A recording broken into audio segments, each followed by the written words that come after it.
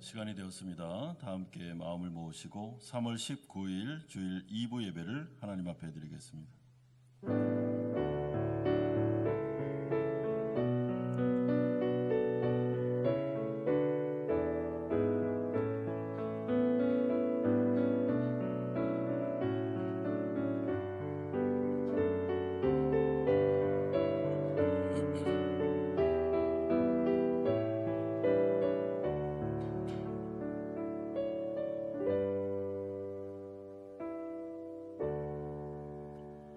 유대인들은 표적을 구하고 헬라인은 지혜를 찾으나 우리는 십자가에 못 박힌 그리스도를 전하니 유대인에게는 거리끼는 것이요 이방인에게는 미련한 것이로되 오직 부르심을 받은 자들에게는 유대인이나 헬라인이나 그리스도는 하나님의 능력이요 하나님의 지혜이니라. 아멘. 거룩하신 아버지 하나님, 오직 하나님의 은혜로 그리스도의 십자가의 공로를 통하여 우리를 구원하시고 하나님 나라 친백성 삼으시며 자녀되게 하셔서 거룩한 주일 하나님께 예배하심에 감사를 드립니다. 아버지 하나님, 우리에게는 그리스도의 십자가가 자랑이옵나이다. 부끄럽게 여기지 않습니다. 이 놀라운 복음을 듣고 구원을 받았으니 이제는 하나님 나라 백성답게 아름답게 살아가게 하시고 이 예배를 통하여 다시 한번 우리의 신앙을 점검하는 귀한 시간이 되게 하여 주옵소서. 이 예배 가운데 홀로 영광 받아 주옵소서. 예수 그리스도의 이름으로 기도드리옵나이다. 아멘.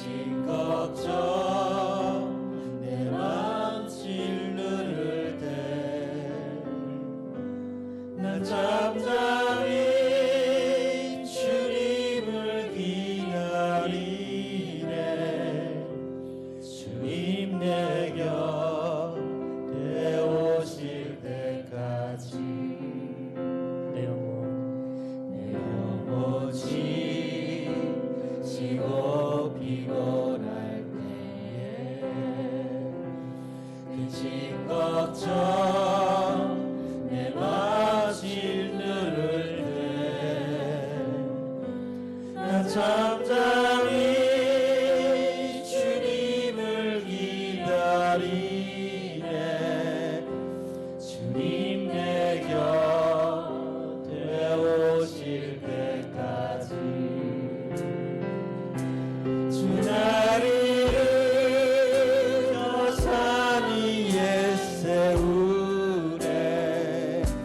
거친 바다 위 걷게 하시네.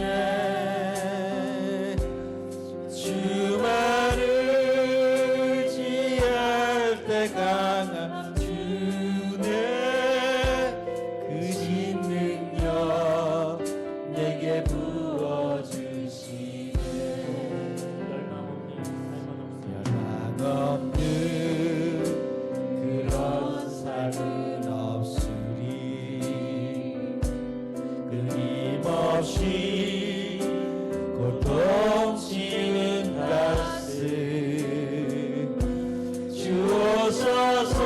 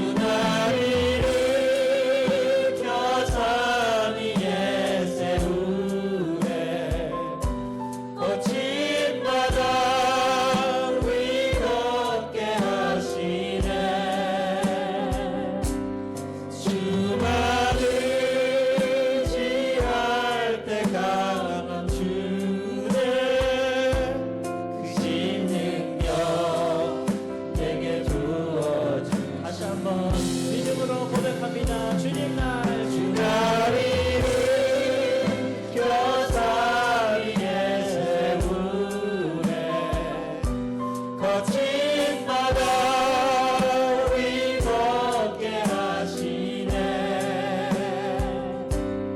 주가 의지할 때 강함 주네.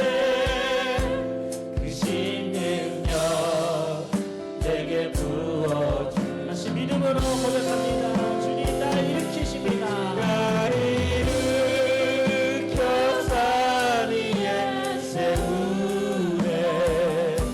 거친 바다 위 걷게 하시네.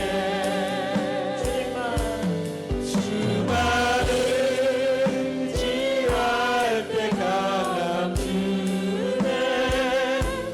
그 신능력 내게 부어주시네. 신능력 내게 그 신능력 내게 부어주시네.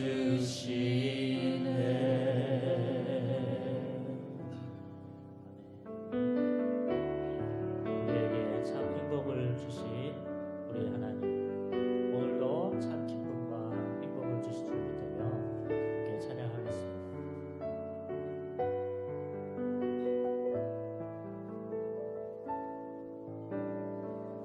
화려하지 않아도 정결하게 사는 삶, 가진 것이 적어도 감사하며 사는 삶, 내게 주신 작은 힘 나눠주며 사는 삶, 이것이 나의 삶의 행복이라오. 눈물 날 일 많지만 눈물 날 일 많지만 기도할 수 있는 것, 억울한 일 많으나 주를 위해 참는 것, 비록 짧은 작은 삶 주 뜻대로 사는 것, 이것이 나의 삶의 행복이라오. 이것이 행복, 이것이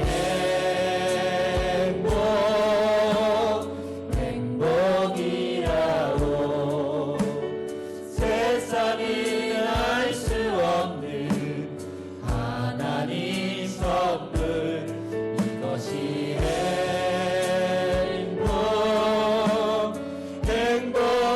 행복이라오. 하나님의 자녀로 살아가는 것, 이것이 행복이라오. 눈물 날 일 많지만 눈물 날 일 많지만 기도할 수 있는 억울한 일 것, 많지만 억울한 일 많으나 참을 수 있습니다. 위에 참는 것, 비록 짧은 작은 삶 주님 뜻대로 주 뜻대로 사는 것, 이것이 나의 삶의 행복이라오. 이것이 행복입니다. 이것이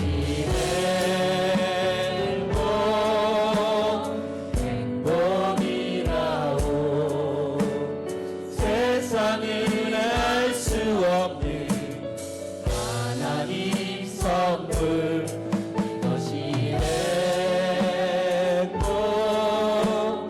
행복이라오.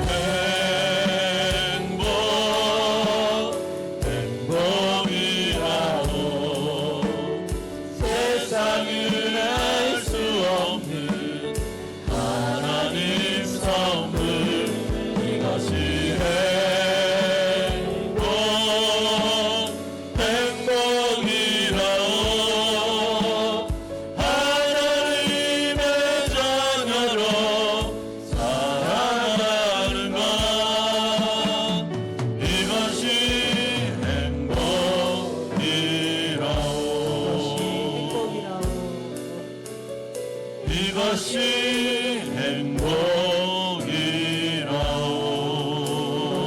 행복이라오. 이것이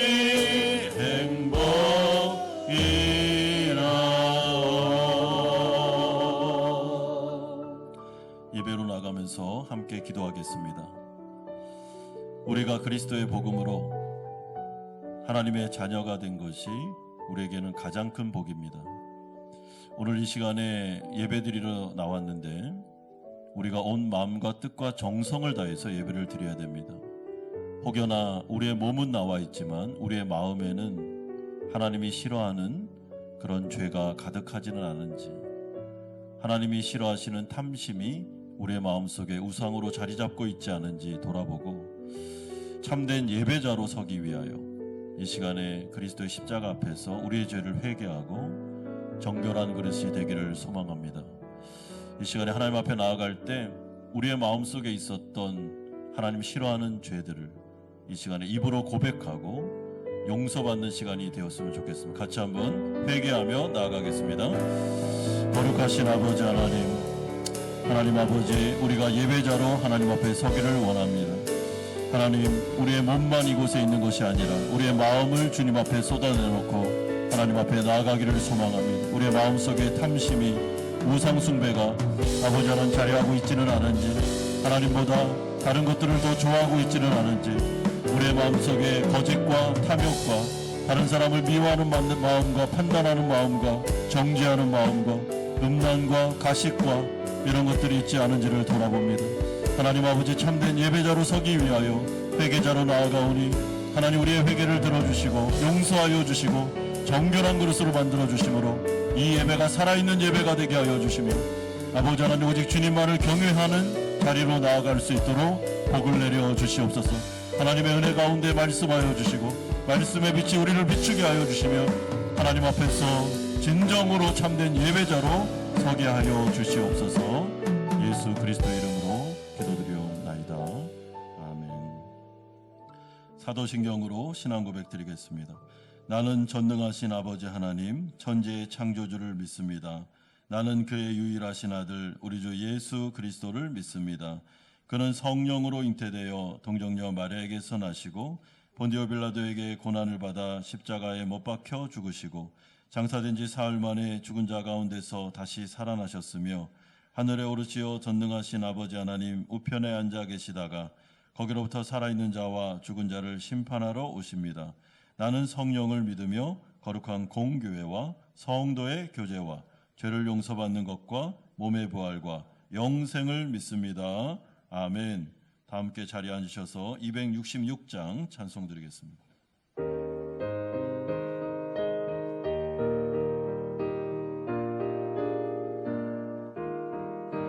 주의 피로 이룬 샘물 참 깊고 넓도다.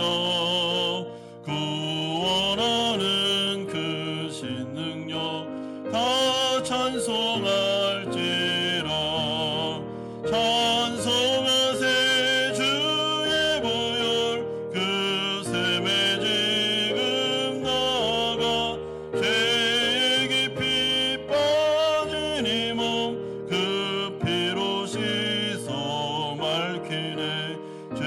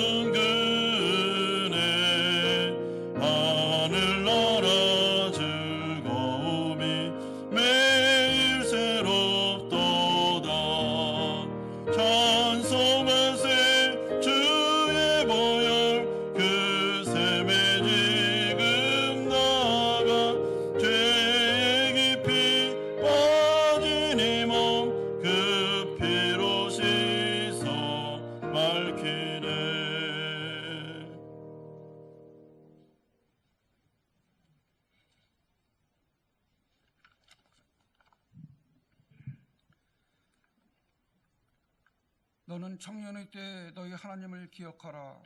곧 곤고한 날이 이르기 전에 나는 나 아무 낙이 없다고 할 해들이 가깝기 전에 해와 빛과 달과 별들이 어둡기 전에 비 뒤에 구름이 다시 일기 전에 그리하라. 온 우주 만물을 창조하시고 만유의 주인이신 아버지 하나님, 그 위대하신 창조주 하나님을 아버지라 부를 수 있게 하시고 우리를 자녀 삼아 주신 그 하나님께 영광과 찬송과 감사를 드립니다. 현재 사순절 기간을 보내며 우리의 죄를 대속하려고 이 땅에 오신 예수님을 묵상합니다. 이 땅에 오셔서 3년 동안의 공생의 기간을 통해 하나님 나라를 직접 전파하신 예수님, 세상의 차가운 시선 속에 있던 세리와 창녀와 병자들에게 손을 내미시며 사랑의 본을 보이신 주님, 하나님 자신이 인간의 몸으로 오셔서 직접 고난을 받으시고 십자가 위에서의 수치와 모욕을 당하시면서도 우리의 구원을 위해 기꺼이 죽음을 받아들이시고 그 사망 권세를 이기시고 부활하신 예수님, 그 예수님을 본받고자 하며 우리의 삶에서 예수님과 동행하며 그리스도인이라 자부심을 갖고 이 세상 살기를 원합니다. 그런데 우리들 앞에 펼쳐지는 현실은 마치 가나안 땅의 안악 자손들처럼 너무나도 크고 견고한 것처럼 보입니다. 일상에서 너무 쉽게 접하는 정보 미디어의 홍수 속에서 우리가 보는 것, 듣는 것, 느끼는 것들이 너무나도 자극적이며 유혹적인 것이 많아서 우리는 너무나도 쉽게 우리의 의지와 마음을 빼앗기곤 합니다. 바른 자세와 경건한 마음으로 주의 말씀과 법도에 집중하는 것보다 너무나도 편하게 대할 수 있는 세상의 재미에 많은 시간을 보내고 있습니다. 마귀가 조종하는 유혹의 세상에 많은 시간을 보내고 하루를 마치면서 이 하루도 시간이 없어서 주의 말씀을 보지 못하였다고 한탄하였습니다. 하나님, 우리의 연약함과 믿음 없음을 용서하여 주시옵소서. 육신의 정욕, 안목의 정욕, 이생의 자랑과 같은 세상에 있는 것보다 주의 나라와 그 의를 구하며 하루하루를 살게 하시고 그리할 때 하나님께서 우리의 모든 필요를 더하여 주신다는 것을 확신하며 하늘의 소망과 그 나라를 바라보며 살아가게 하여 주시옵소서. 그리하여 인생의 수고와 짐을 내려놓고 주님 앞에 서는 날 정금같이 연단된 모습으로 주의 영광 앞에 서는 자들 되게 하여 주시옵소서. 우리 한마음교회를 사랑하시는 하나님, 주께서 보내주신 나성엽 담임 목사님을 영육간의 강건함으로 지켜주시고 주의 말씀을 항상 바르고 정확하게 전달하는 주의 사자로 인도하여 주시옵소서. 그동안의 기나긴 코로나의 영향에 벗어나 올해는 우리 교회가 서로 하나 되는 공동체라는 표어 속에서 하나님 앞에 더욱더 모이기에 힘쓰고자 합니다. 이제 3월부터 시작된 목장 모임을 통하여 우리 교인 모두가 교회에 출석뿐만 아니라 공동체 일원으로 소그룹 모임에 직접 참여한다는 마음으로 형제, 자매의 사랑을 더욱더 느낄 수 있는 소속감을 갖도록 하여 주시옵소서. 혹시 각 가정의 사정이 아직 여의치 않아서 함께 모일 수 없는 상황이라면 우리를 긍휼히 여기시는 하나님이 우리 사정과 형편을 더 좋은 방향으로 인도하여 주시기를 기도합니다. 오늘 오후에는 어린 영혼들을 맡고 있는 교사들을 위한 교사 강습회가 진행될 예정입니다. 우리 교사들이 먼저 준비되어 깨어 기도하게 하시고 잘 훈련되게 하는 이 모임 되게 하여 주시옵소서. 그리하여 주일학교의 각 부서의 예배가 온전히 서게 하시며 자라나는 차세대에게 복음을 잘 전하도록 하여 주시옵소서. 우리의 삶 속에서 함께 하시는 하나님, 우리 한마음 교회 성도님들이 각 가정마다 드리는 기도 제목을 아시오니 하나님의 뜻에 합당한 기도에 응답하여 주시고 각 가정마다 자녀들 신앙 속에서 잘 성장하도록 하여 주시옵소서. 또한 군에 입대하여 우리 부모 형제를 위해 이 나라를 지키는 우리 아들들을 지켜 주시옵소서. 군에 있는 동안 이 나라의 선배들이 그러하였듯이 나라를 위해 충성하고 부모 형제를 위해 인생의 가장 젊은 시간에 가장 보람 있는 일을 하고 있다는 자부심을 느끼며 군 복무에 충실하며 많은 것을 느끼며 겪으며 하나님의 은혜를 더욱더 확신하며 한층 성숙된 성인으로서 이 사회에 나오도록 하여 주시고 그날까지 주께서 안전하게 지켜주시기를 원합니다. 성도님들의 생업을 축복하여 주시옵소서. 어려운 세계 경제 침체 속에서 성도님들이 속해 있는 직장과 사업장을 지켜주시고 우리가 이 사업장에 하나님의 복을 전달하는 복의 통로가 되게 하여 주시옵소서. 예배 순서를 위해 힘써 봉사하는 모든 봉사자들의 손길 위에와 또 하나님께 영광과 찬양을 드리는 우리 찬양대와 이 예배에 참여하는 온 성도들에게 하나님의 감동과 은혜가 넘치게 부어주시기를 기도합니다. 이 모든 기도 우리 한마음교회를 사랑하시는 존귀하신 예수님의 이름으로 기도드립니다. 아멘.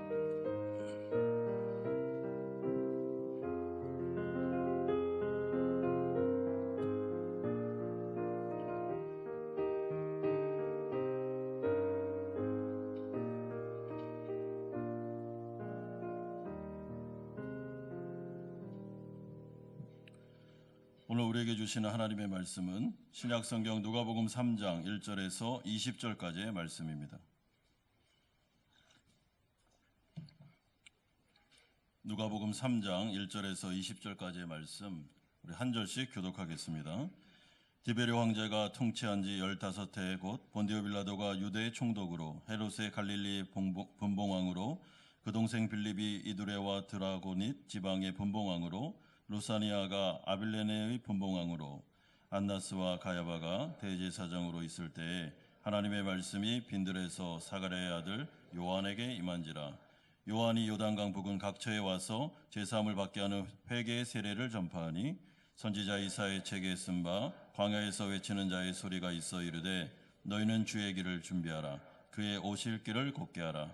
모든 골짜기가 메워지고 모든 산과 작은 산이 낮아지고 굽은 것이 곧아지고 험한 길이 평탄해질 것이요 모든 육체가 하나님의 구원하심을 보리라 함과 같으니라. 요한이 세례받으러 나오는 무리에게 이르되 독사의 자식들아 누가 너희에게 일러 장차올 진노를 피하라 하더냐. 그러므로 회개에 합당한 열매를 맺고 속으로 아브라함이 우리 조상이라 말하지 말라. 내가 너희에게 이르노니 하나님이 능히 이 돌들로도 아브라함이 이제 자손이 되게 하시리라. 이미 도끼가 나무 뿌리에 놓였으니 좋은 열매 맺지 아니하는 나무마다 찍혀 불에 던져지리라. 무리가 물어 이르되 그러면 우리가 무엇을 하리이까? 대답하여 이르되 옷 두 벌 있는 자는 옷 없는 자에게 나눠줄 것이요 먹을 것이 있는 자도 그렇게 할 것이니라. 세례를 베풀고자 하여 와서 이르되 선생이여 우리는 무엇을 하리이까 하매 이르되 부과된 것 외에는 거두지 말라 하고 군인들도 물어 이르되 우리는 무엇을 하리이까 하매 이르되 사람에게서 강탈하지 말며 거짓으로 고발하지 말고 받는 급료를 족한 줄로 알라 하니라. 백성들이 바라고 기다림으로 모든 사람들이 요한을 곧 그리스도신가 심중에 생각하니 요한이 모든 사람에게 대답하여 이르되 나는 물로 너희에게 세례를 베풀거니와 나보다 능력이 많으신 이가 오시나니 나는 그의 신발끈을 풀기도 감당하지 못하겠노라. 그는 성령과 불로 너희에게 세례를 베푸실 것이요 손에 키를 들고 자기의 타작마장을 정하게 하사 알곡은 모아 곡간에 들이고 쭉정이는 꺼지지 않는 불에 태우시리라. 여러 가지로 권하여 백성에게 좋은 소식을 전하였으나 분봉왕 헤롯은 그의 동생의 아내 헤로디아의 일과 또 자기가 행한 모든 악한 일로 말미암아 요한에게 책망을 받고 그 위에 한 가지 악을 더 요한을 옥에 가두니라. 아멘. 우리가 지금 살펴보고 있는 이 누가복음의 저자 누가는 성령의 감동하심을 통해서 누가복음을 기록하되 누가복음 1장에서 2장까지는 예수님의 유아기 시절에 대해서 기록하였습니다. 그런 다음에 이제 누가복음 3장에 들어서면서 세례 요한에 대한 이야기가 나오고 있습니다. 왜냐하면 예수님은 이 땅에 오셨을 때 죄가 없으셨지만 죄인들을 대신하여 십자가를 지셔야 하기 때문에 죄인들과 동일시되는 일이 필요했습니다. 그것이 바로 세례라는 것이었습니다. 그래서 누가는 엘리사벳과 사가랴의 예언을 통해 이미 빈들에 머물면서 하나님의 때를 기다리고 있었던 이 세례 요한을 조명해주고 있고 그의 정체성과 그가 전한 메시지가 무엇인지를 이제 우리에게 설명해주고 있습니다. 따라서 우리는 오늘 이 세례 요한의 이야기를 통하여 참된 회개란 무엇인지 또한 우리가 정말로 구원받는 방법이 무엇인지에 대해서 배울 수 있으며 이로 인하여 우리의 구원됨에 대하여 점검해 볼 수 있다라고 생각합니다.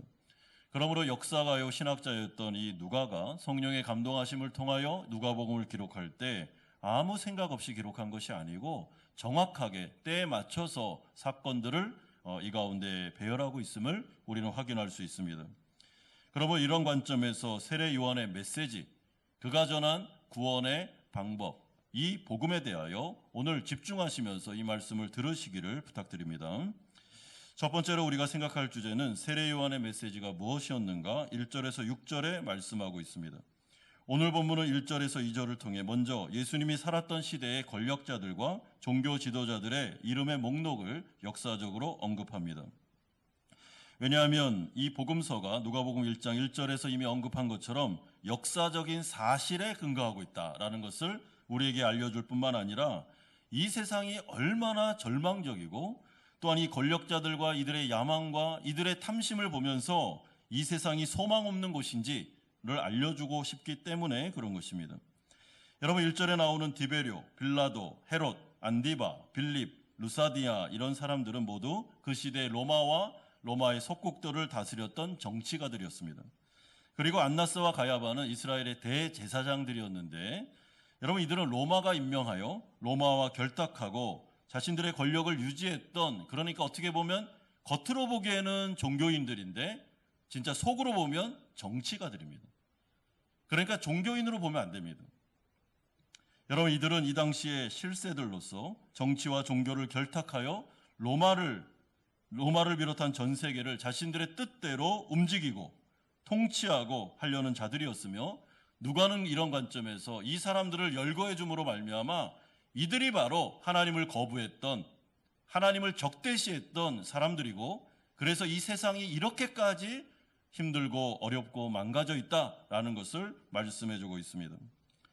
여러분 이처럼 이 세상은 모든 것이 다 세상의 권력자들과 영향력 있는 사람들에 의해 유지되고 다스려지는 것처럼 보입니다.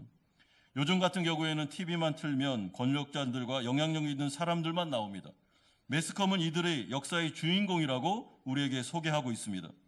그래서 사람들로 하여금 세상은 바로 이들의 세상이며 이들을 통해서 세상은 운영되고 있다라는 식으로 느끼도록 만들고 있습니다.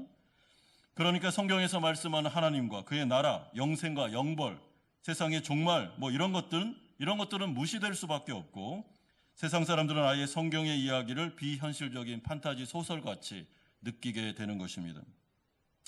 하지만 이러한 상황 가운데서도 누가는 분명히 이 세상에 있는 권력자들과 그 영향력 있는 사람들에 의하여 세상이 나아가는 것이 아니고 살아계신 하나님, 만군의 여호와께서 이 세상의 주권자가 되셔서 눈에 보이지 않지만은 이 세상의 역사를 끌고 가고 계심을 분명하게 우리에게 말씀해 주고 있습니다.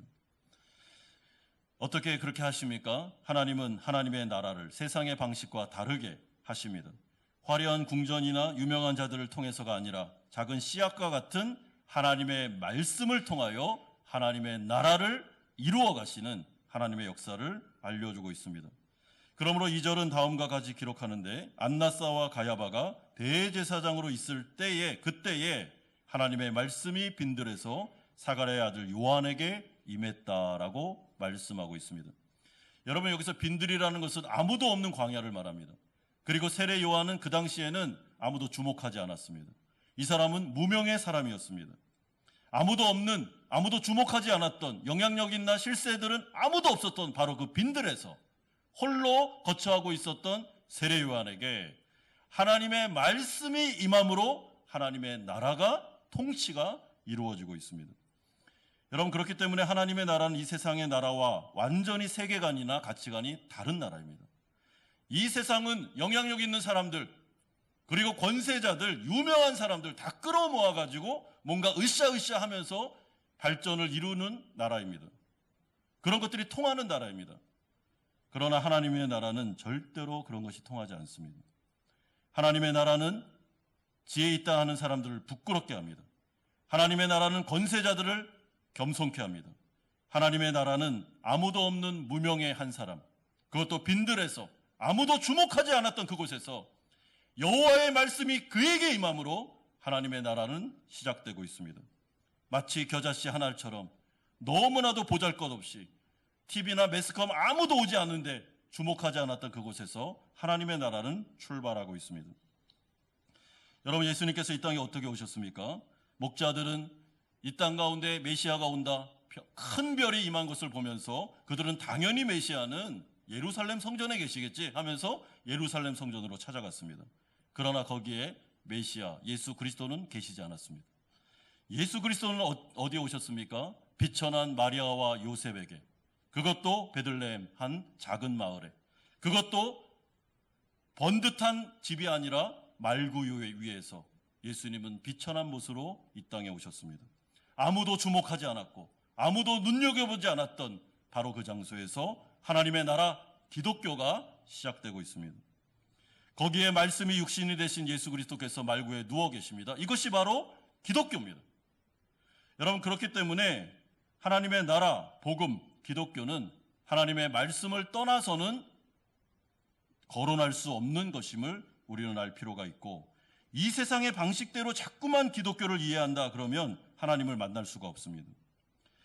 그러므로 하나님을 만나기 위해서는 화려한 예루살렘 궁전으로 가면 안 됩니다. 하나님의 은혜를 받기 위해서는 유명한 사람들이 모여있는 곳으로 가면 안 됩니다. 어디로 가야 됩니까? 보잘것없는, 그러나 아무도 주목하지 않지만 거기에 하나님의 말씀이, 성경이 제대로 해석되고 하나님의 말씀이 가감없이 사람들의 눈치 보지 아니하고 하나님의 뜻에 따라서 선포되는 그곳, 그 공동체, 거기가 하나님의 나라가 임하는 곳이며 구원이 역사하는 곳임을 우리는 알 필요가 있습니다. 그렇다면 세례 요한에게 임한 첫 번째 하나님 나라의 말씀, 복음은 무엇이었습니까? 3절에 아주 명확하게 말씀하는데 죄사함을 받게 하는 회개의 세례를 선포했다라고 말합니다. 여기서 회개라는 것은 쉽게 말하면 방향을 돌이키라라는 뜻입니다. 그러니까 회개하라라는 말 속에는 이 세상은 소망이 없기 때문에, 이 세상은 이미 침몰하는 유람선과 같기 때문에 방향을 돌려서 구조선으로 소속을 옮겨야 된다. 그래야 영생을 받을 수 있다라는 의미가 포함되어 있습니다. 하지만 이러한 요한이 전파한 회개의 세례는 그 자체로 영생을 주는 것은 아니었습니다. 이사야의 글을 인용한 4절에서 6절의 말씀을 통해 볼 때 죄인들을 예수님께로 인도하며 그의 길을 준비하는 성경의 세례, 이것이 바로 세례 요한의 세례였음을 우리에게 알려주고 있습니다. 그러므로 세례 요한이 선포한 이 메시지를 통해서 우리는 기독교 세계관을 알게 됩니다. 여러분, 성경에서 바라보는 이 세상은 절대로 파라다이스가 아닙니다. 성경의 그 렌즈를 가지고 바라보는 이 세대는 멸망하는 세대입니다. 마치 화려한 유람선이 침몰하는 것과 똑같습니다. 그리고 하나님의 나라가 눈에 보이지 않지만 이 세상 가운데 들어왔습니다. 구조선입니다. 그럼 멸망하고 있는 우리가, 거기 그 유람선에 타고 있는 우리가 어서 빨리 복음을 듣고 구조선으로 갈아타는 것, 이것이 바로 성경적인 세계관입니다. 이 세상이 아무리 메스컵을 통해 선전하고 이 세상은 모든 것들이 다 갖춰진, 여기가 파라다이스고 여기에 모든 것을 투자하며 사는 것이 가장 행복하고 가장 지혜로운 삶이다라고 가르쳐도 여러분, 그건 세상적인 생각이고 성경은 그렇게 말하지 않습니다. 그러므로 모든 인류에게 있어 가장 긴급한 문제는 유람선이 침몰하고 있는데 그 유람선에서 마음껏 막 먹고 마시면서 즐기는 것, 그건 지혜로운 삶이 아닙니다. 여러분, 침몰하는 유람선에서는 먹고 마시고 즐길 필요가 없습니다. 빨리 시간이 있을 때 하나님의 나라로 갈아타는 것, 이것이 바로 중요함을 우리에게 요약적으로 말씀해 줍니다. 그러므로 두 번째로는 그러면 참된 회개란 무엇인가? 라는 말씀이 7절에서 14절까지에 나오고 있습니다. 세례 요한이 빈들에서 하나님의 복음을 전파하기 시작했을 때 유대인들은 성령의 감동을 받아 그에게로 몰려들기 시작했습니다. 이에 세례 요한은 형식적인 회개와 세례에 대해서 아주 강하게 비판하고 있습니다. 7절에 요한이 세례받으러 나오는 무리에게 이르되 독사의 자식들아, 누가 너희에게 일러 장차올 진노를 피하라 하더냐. 여러분, 여기에서 이 말은 너희들은 회개하지도 말고 세례를 받지도 말아라, 그런 뜻이 아닙니다. 왜냐하면 그러면 세례 요한은 참된 선지자가 아니죠. 아니, 회개하고 구원받기 위해서 온 사람들에게 너는 다 가, 너네들은 회개하면 안 돼, 이렇게 말하는 게 아니라는 뜻입니다. 그러므로 이 말은 이렇게 해석할 수 있는데, 너희가 진정으로 장차올 하나님의 진노를 피하고자 한다면 형식적인 회개나 세례로는 안 되고 진정성 있는 전인격적인 회개와 세례가 필요하다라는 말씀입니다. 따라서 이러한 맥락으로 볼 때 독사의 자식들아 라는 호칭도 욕이라기보다는 아직 구원받지 못한 자들, 세상에 속한 자들을 부르는 호칭임을 우리는 알 수 있습니다. 이에 세례를 받기 위해 빈들로 나온 무리가 세례 요한을 향해서 질문하기 시작합니다. 10절에 보면 그러면 우리가 무엇을 하리이까? 12절에는 세리들이 질문하는데 선생님 그러면 우리는 뭘 해야 되겠습니까? 14절에서는 군인들이 질문하는데 우리는 무엇을 해야 되겠습니까? 라는 동일한 질문을 하고 있습니다. 여러분 이것은 그렇다면 진정으로 회개를 해야 된다면 그 회개라는 게 무엇입니까? 어떻게 해야 되겠습니까? 라고 물어보는 것과 똑같습니다. 아주 좋은 질문입니다. 이에 대해서 세례 요한이 답변을 하는데 두 가지 특징이 나타납니다. 하나는 세리와 군인들을 향해서 이 회개를 가르치면서 세례 요한이 직업을 바꿔라 라고 말하지 않았다는 게 첫 번째 특징입니다. 왜냐하면 이 당시에 세리라는 직업은 유대인들이 볼 때 거의 죄인 취급받았던 굉장히 안 좋은 직업입니다. 유대인들은 세리들을 보면서 야 죄인들 막 이렇게 얘기했습니다. 또한 군인들 역시 자신들의 그런 힘을 이용해서 다른 사람을 억압했던 굉장히 인식이 안 좋았던 직업군이었습니다. 여러분 그럼에도 불구하고 세례 요한은 이들을 향해서 회개하라 라고 말한 다음에 너네 직업을 바꿔야 돼 라고 말하지 않습니다. 그럼 이거 중요한 특징입니다. 그러므로 직업이라는 것은 사실 나쁜 게 아닙니다. 모든 직업은 다 좋은 것입니다.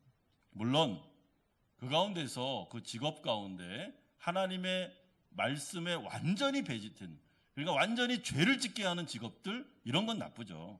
그러나 지금 말하고 있는 이 세리, 군인 뭐 이런 직종들은 나쁜 게 아니라는 뜻입니다. 그러면서 이 회개라는 말을 해주면서 직업을 바꾸지 말고 그 직업을 가지고 하나님의 뜻에 맞게 잘 직업을 사용하라라고 말함으로 회개의 중요성을 알려주고 있습니다. 여러분 그러므로 회개의 초점에 대하여 이제 말하는데 11절, 13절, 14절을 잘 보시면 무리와 세리들과 군인들 각각의 질문에 세례 요한이 서로 다른 답을 주는 것 같지만은 유심히 한번 살펴보십시오. 똑같은 공통된 답을 주고 있습니다. 여러분 무리들에게 대답한 11절을 보면 두 벌 있는 자는 옷 없는 자에게 나눠주고 먹을 것이 있는 자도 그렇게 하라. 세리들에게 대답하는 13절을 보십시오. 부과된 것 외에는 거두지 말라. 군인들에게 대답하는 14절을 보면 받는 급료를 족한 줄로 알아 힘으로 백성들의 재산을 강탈하지 말라고 명령합니다. 그러니까 무슨 말입니까? 이 세 대답 다 역시 이들의 소유의 문제, 그들이 가지고 있었던 재산의 문제에 대해서 언급하는 내용입니다. 그러니까 재산을 사용할 때 너희들이 비록 가난한다 할지라도 두 벌옷이 있으면 가난한 사람, 한 벌옷도 없는 사람에게는 기꺼이 나눠줄 수 있어야 된다. 그게 하나님 나라 백성의 특징이다라고 말하고, 세리들을 향해서는 부당하게 이득을 취하면 안 돼. 너희들은 정당하게 법대로 세금을 걷어들여라 말씀하며, 군인들에게는 너희들이 받는 봉급으로 만족하고 힘을 가지고 다른 사람들 거 뺏지 마라. 그거는 하나님 나라 백성으로 살 일이 아니다 라고 말씀해 줍니다. 그러므로 이들이 회개해야 되는 것은 그들의 마음속에 있는 탐심의 문제, 재산이나 재물이나 돈에 대하여 생각하는 태도, 그것을 의지하고 있는 그 마음이 우상숭배이므로 그 부분을 회개하라라고 말씀해 주고 있습니다. 여러분 골로새서 3장 5절에 가보면 탐심은 우상숭배다라고 정의 내립니다. 그러므로 인간으로 하여금 하나님을 전적으로 의지하지 못하도록 만드는 안전장치, 내가 하나님보다 더 의지하고 집착하고 의존하고 있는 그것이 우상숭배고 탐심이기 때문에 지금 이 부분에 대해서 세례 요한은 무리들과 세리와 군인들에게 그 부분에 대하여 명령을 하는 것입니다.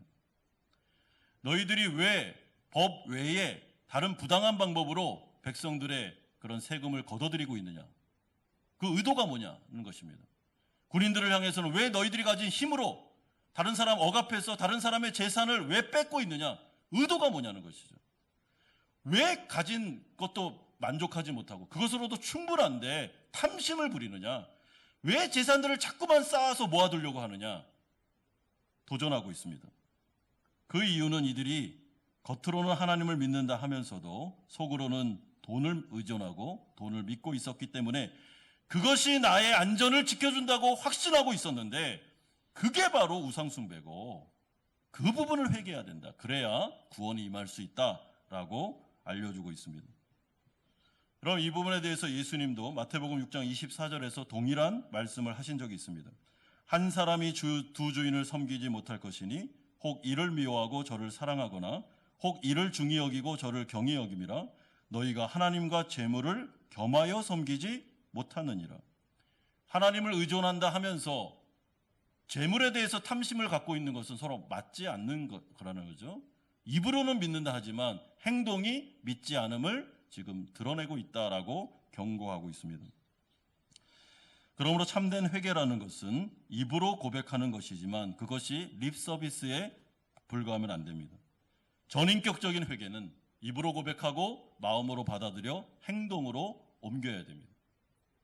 제가 여태까지 하나님 없이 하나님 무시하며 살았습니다. 제 인생을 제가 책임진다고 생각했습니다. 이제 하나님을 나의 구주로 영접합니다. 주님께서는 저 인생을 책임져 주실 것을 믿습니다. 하나님이 저의 주인이십니다. 라고 했다면 재산과 재물과 돈에 대해서는 이제 너는 나의 주인이 아니다. 너는 나를 책임질 수 없어. 그러니 너는 이제 너의 위치로 가고 나는 너를 바르게 하나님의 뜻대로 사용할 거다라고 선언하는 것. 이것이 바로 참된 회개임을 알려주고 있습니다. 이런 관점에서 우리가 우리 자신을 돌아볼 때 이미 구원을 받았다고 생각하시는 분들 가운데 나의 마음속에 탐심의 요소가 있지는 않은지, 하나님보다 돈에 대하여, 재산과 재물에 대해서, 부동산과 아니면 때로는 주식과 같은 그런 물질에 대해서 내 마음속에 내가 정말 의지하고 의존하는 것이 하나님인지 아니면 이 물질인지를 잘 고민하고 생각해 보라는 뜻입니다. 여러분, 그래서 하나님께서 우리에게 명령하실 때, 야, 너 옷이 두 벌 있는데 저기 가난한 우리 형제 중에 옷 한 벌도 없으니까 그거 한 벌 좀 줘라 라고 한다면 예, 알겠습니다. 뭐 이거 다 주님 건데요 하면서 줄 수 있는 것, 그것이 참된 회개를 한 성도들의 바른 자세다라고 말씀해 주고 있습니다. 여러분, 그렇기 때문에 성도들은 하나님이 주신 자신의 월급, 자신의 봉급으로 만족합니다. 그걸 가지고 더 불려서 뭔가를 더 쌓고 재산을 많이 쌓아두면서 안정감을 느낄 이유를 전혀 가지지를 못합니다. 그 부분에 대해서 하나님의 주권을 인정합니다. 하나님께 드려야 될 헌금을 하나님께 드립니다. 왜? 하나님께서 모든 걸 다 주셨기 때문에 당연히 하나님 앞에 11조로 또한 헌금을 드리는 것은 마땅한 것입니다. 그것이 바로 내가 돈에 매이지 않으며 하나님을 주인으로 모시고 있다는, 하나님을 의지하고 있다는 사인이 되는 것이죠. 여러분, 지금과 같은 세계 경제 불황 속에서 우리 자신을 점검해 볼 수 있는 게 있는데, 우리가 이 어려움 속에서, 예를 들어서 우리의 직장이나 사업이 좀 어려워졌습니다. 여러분, 그러면 걱정이 되고 근심이 되고 불안할 수 있습니다. 성도라고 하더라도 여러분 당연히 그렇게 될 수밖에 없습니다. 그런데 우리가 그 일시적으로 불안해하거나 근심할 수는 있자 할지라도 하나님을 믿는 사람이 지나치게 마치 세상이 무너진 것처럼, 마치 나의 인생은 끝난 것처럼 그렇게 생각한다면 그 부분에 대해서 한번 질문을 던져보라는 것입니다. 아니, 네가 왜 이렇게 이 재산과 이런 그 물질적인 부분에 대해서 이렇게까지 지나치게 낙심하고 지나치게 걱정하고 지나치게 마음이 무너질 수 있느냐? 혹시 돈을 의지하는 거 아니야? 라고 물어볼 수 있다는 것이죠. 여러분, 성도들이라고 해서 걱정 근심이 없는 건 아닙니다. 그러나 그렇다고 해서 하늘이 무너지는 것처럼, 내 인생은 끝난 것처럼, 내 인생이 마치 경제적인 부분에 모든 것들이 다 걸려있는 것처럼 생각한다면 그거는 좀 심각하게 생각해 봐야 된다는 것입니다. 왜냐하면 하나님을 믿는 자는 어려움 속에서도 그래, 하나님이 책임져 줄 거야, 피할 길을 줄 거야, 만나와 매출하기를 줄 거야, 구름기둥과 불기둥으로 나를 인도해 줄 거야 라는 생각을 가질 수밖에 없으며 그것이 마음의 평강으로 찾아오기 때문에 그런 것입니다. 그러므로 믿는 자, 진정으로 회개한 자, 하나님을 나의 구주로 영접한 사람은 위기와 어려움이 왔을 때, 고난이 왔을 때 그 사람의 태도가 다릅니다. 두렵죠. 걱정이 됩니다. 그러나 기도하는 자리로 나아갑니다. 하나님을 더 의지하는 자리로 나아갑니다. 하나님을 더 믿고 따르기 위해서 그는 몸부림칩니다. 하나님께 매달립니다. 그리고 마음의 평강을 유지하는 것. 이것이 바로 그 마음속에 성령이 임한 하나님의 백성의 특징이라고 말씀해주고 있습니다. 그러므로 마지막 세 번째로, 그렇다면 참된 회개는 어떻게 해서 가능한가라고 예수님에 대한 증언을 통해서 말씀하는 내용이 15절에서 20절에 나오고 있습니다. 여러분, 세례 요한은 이제 예수 그리스도가 어떤 분이신지를 우리에게 소개합니다. 16절에 요한이 모든 사람에게 대답하여 이르되 나는 물로 너희에게 세례를 베풀거니와 나보다 능력이 많으신 이가 오시나니 나는 그의 신발끈을 풀기도 감당하지 못하겠노라. 세례 요한은 먼저 자신이 그리스도가 아니라고 분명하게 알려주고 있습니다. 자신은 예수 그리스도가 오시는 길을 예비하는 그런 종에 불과함을 말씀합니다. 그런 다음에 이제 예수님을 증거함으로 구원의 역사, 진정한 회개는 어떻게 해서 가능한지를 말씀해 줍니다. 16절에 보면 세례 요한은 예수에 대하여 성령과 불로 세례를 베푸는 분이라고 소개하고 있습니다. 여러분, 이것을 좀 리얼하게 우리가 이렇게 딱 알아들을 수 있도록 이미지화 시켜서 제가 해석해 드리면 이런 뜻입니다. 죄인들을 하늘로부터 흘러나오는 성령의 불같은 강으로 그들을 이끌어서 잠기도록 만들어 성령의 압도적인 능력과 은혜를 통해서 그에게 죄사함을 선포하고 구원을 베푸는 하나님의 은혜, 하나님의 능력이다라고 보시면 됩니다. 그렇기 때문에 이 사실을 통해서 죄인된 인간이 구원받을 수 있는 유일한 방법은 하나님의 전적인 불강력적인 은혜, 성령의 강권적인 역사를 통해서 사람은 진정으로 회심하며 회개하며 구원받을 수 있다라고 알려주고 있습니다. 여러분, 그 일은 그리스도만 하시는 것이지 세례 요한과 같은 선지자들이 하는 일이 아닙니다. 그렇기 때문에 인간은 자신의 노력과 자신의 결과로 구원받는 것이 아닙니다. 신비에 속한 성령의 역사하심을 통하여 구원을 받게 됩니다. 따라서 우리가 복음을 듣고 해야 될 일은 하나님의 말씀을 딱 들은 다음에 내가 진정한 회개와 구원에 있어서 내가 할 수 있는 부분이 없구나 라고 생각하고 그리스도의 십자가 앞에 나와 빈손 들고 두 손을 딱 벌리고 하나님, 제가 복음을 들으니 제가 여태까지 하나님을 무시하면서 제가 인생을 살았습니다. 제 인생의 주인이 저인 것처럼 살았습니다. 회개합니다. 이제는 제가 주님을 나의 구주로 영접합니다. 제 마음에 들어오셔서 저를 다스려 주옵소서. 그러므로 이제부터는 제가 하나님의 뜻에 따라, 명령에 따라 순종하면서 살겠습니다라는 것이 우리가 할 수 있는 유일한 일입니다. 그러면 하나님께서 그 회개의 기도를 들으시고 은혜로 믿음을 주심으로 우리의 마음속에 들어오시고 다스려 주시면서 하나님 나라 백성으로 삼으시는 은혜가 주어지게 되는 것입니다. 여러분, 이것은 마치 세리장 삭개오가 예수님을 만났을 때 그의 앞에서 회개하며 나아갔던 것과 똑같습니다. 여러분, 세리장 삭개오는 예수님을 만났을 때 이렇게 고백했습니다. 주님, 저는 죄인입니다.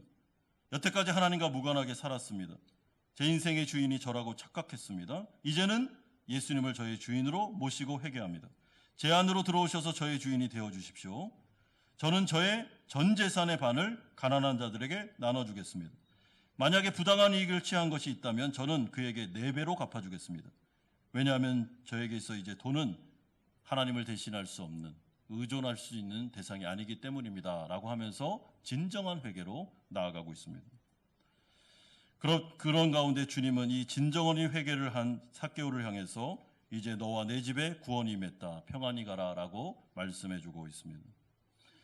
사랑하는 성도 여러분, 그러므로 우리가 이 복음을 들을 때 하나님 앞에서 해야 될 태도는 그냥 입으로 주님 저의 주인이십니다 라고 고백하는 정도로 끝나면 안 됩니다.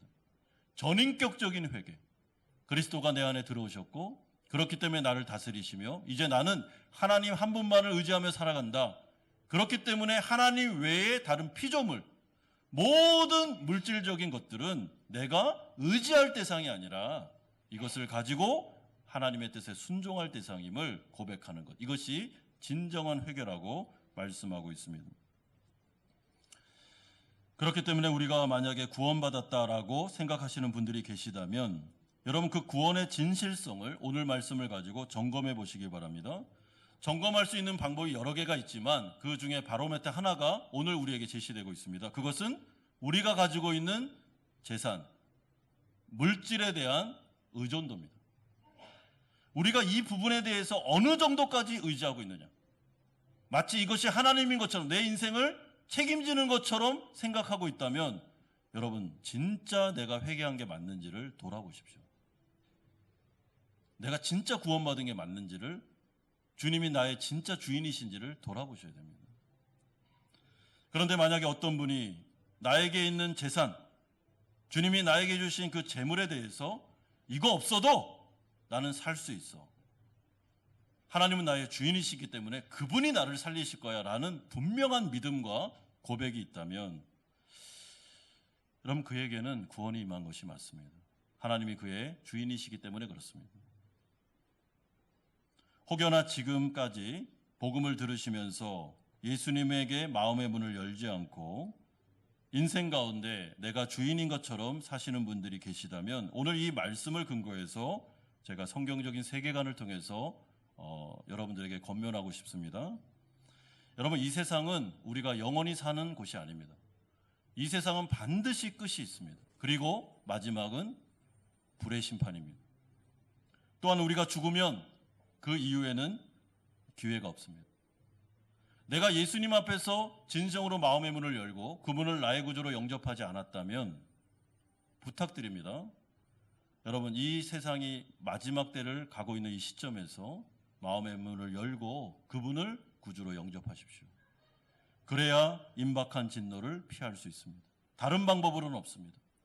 아무리 돈이 많아도, 아무리 지혜가 많아도, 아무리 고행을 많이 해도, 종교적인 열심이 아무리 많아도 예수 그리스도 앞에 십자가를 붙잡지 않으면 구원은 없습니다. 여러분 다른 철학과 다른 종교와 그 어떤 곳에 가서 구원을 목말라 한더라도 거기는 영생의 길이 없습니다. 오직 예수 그리스도의 십자가, 우리가 부끄러워하지 않는 그 십자가의 복음, 아무 공로 없고 우리가 할 수 있는 것 아무것도 없다 할지라도 오직 내 자신이 죄인임을 인정하고 겸손하게 회개하는 마음으로 그리스도의 십자가 앞으로 나아가기만 하면, 그분을 나의 구주로 영접하기만 하면 구원받을 수 있음을 오늘 말씀해주고 있습니다. 사랑하는 성도 여러분, 기회가 있을 때 이 복음을 외면하지 마십시오. 노아의 시대 때 살았던 어리석은 사람들처럼 하나님의 말씀을 등한히 여기지 마십시오. 이 말씀을 듣고 기회가 있을 때, 시간이 있을 때, 살아있을 때 나에게 들려주는 이 말씀을 나의 영혼에 비춰보면서 내가 진짜 진정으로 회개한 게 맞는지, 내 세례가 진정성 있는 세례였는지를 돌아보고, 만약에 맞다면 감사하고 아닌 것 같으면, 내가 재물을 하나님보다 더 의지하는 것 같으면 회개함으로 하나님의 구원으로 들어오셔야 됩니다. 이런 은혜가 우리 성도님들 또한 여러분들의 자녀들 또한 가족들에게 충만하게 임하기를 주 예수 그리스도의 이름으로 축원드립니다. 같이 한번 들은 말씀 생각하면서 기도하는 시간을 갖겠습니다. 첫 번째로 기도할 때는 내 자신의 구원의 문제를 한번 점검해 보시기 바랍니다. 그리스도가 나의 주인입니다. 나 인생을 책임집니다. 라고 고백했습니다. 그럼에도 불구하고 우리는 재산과 재물과 이 세상에 있는 돈과 그 어떤 것을 하나님보다 더 의지하고 있지는 않은지, 마치 그게 없으면 내 인생은 무너지고 망하는 것처럼 너무 지나치게 두려워하거나 염려하고 있지는 않은지 돌아보십시오. 만약에 그렇다면 우리가 재산을 의지하는 거 아니겠습니까? 탐심이 우리의 우상숭배가 아니겠습니까? 하나님 앞에서 이 문제를 진지하게 회개하고 하나님을 나의 구주로 영접하시기를 바랍니다.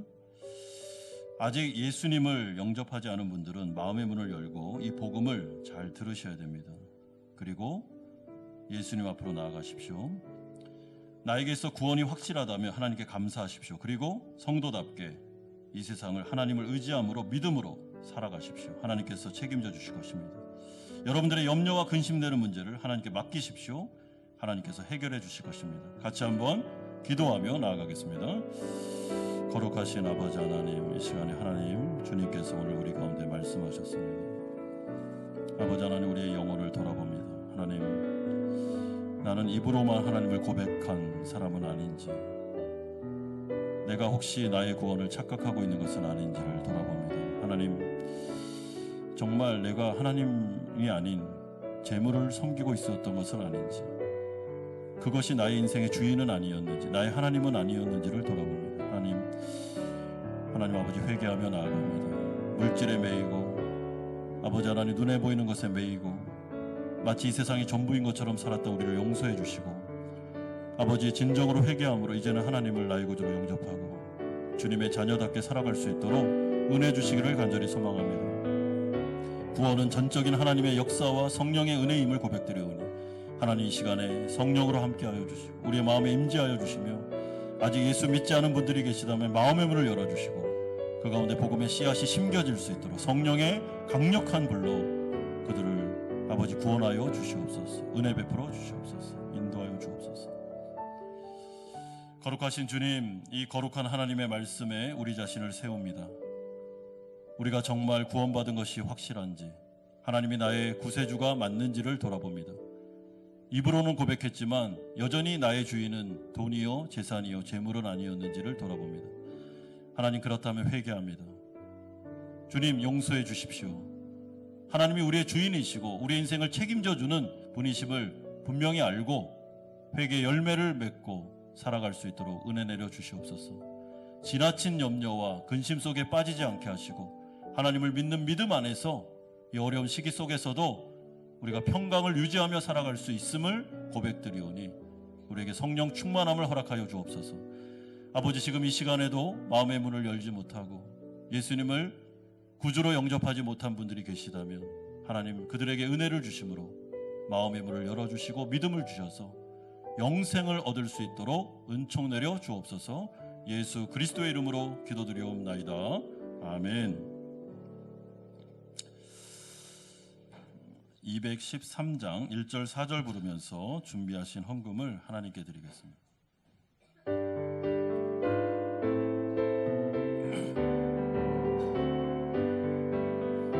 나의 생명 드리리 주여 받아주셔서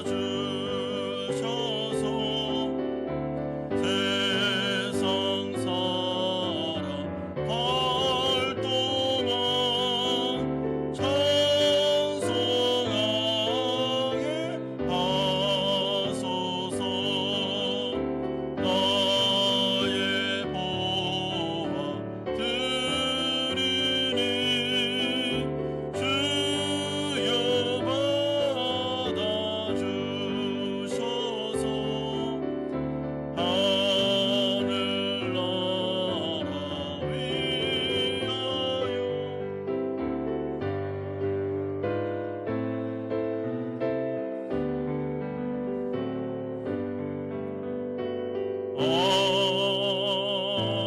아멘.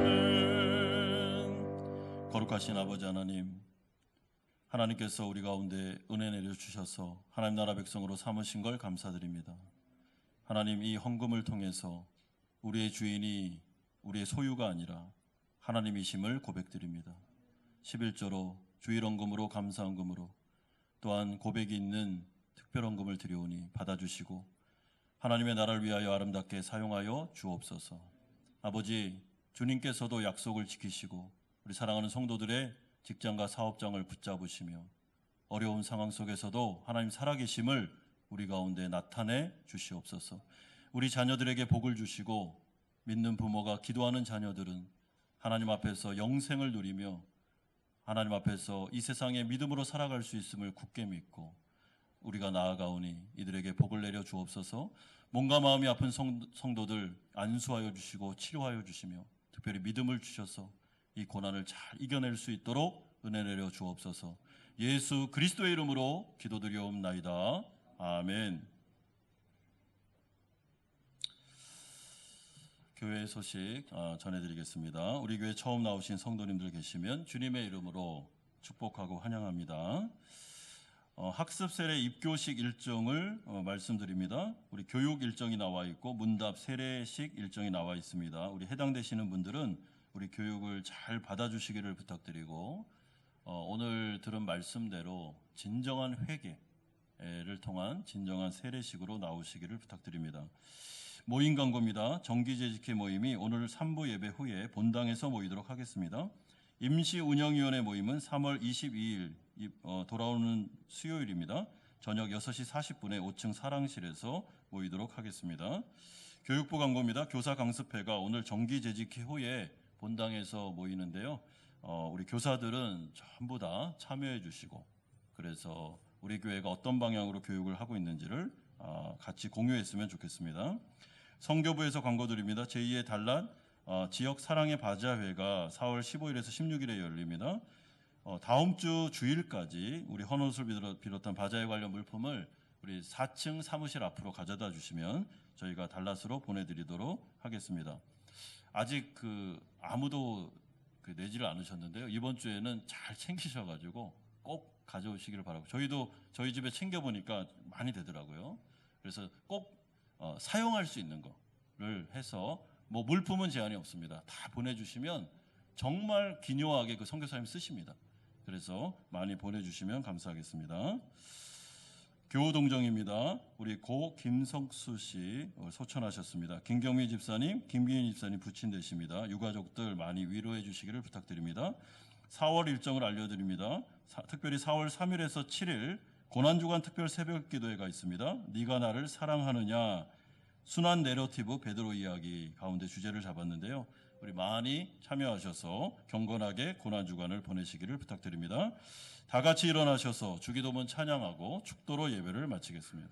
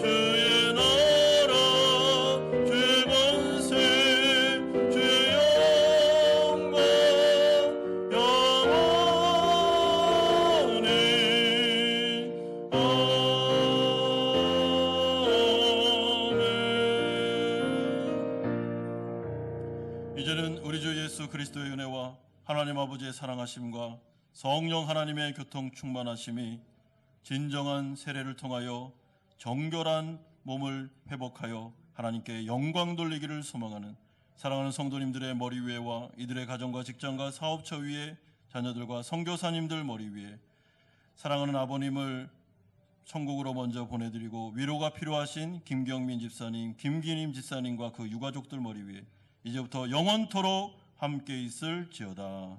아멘.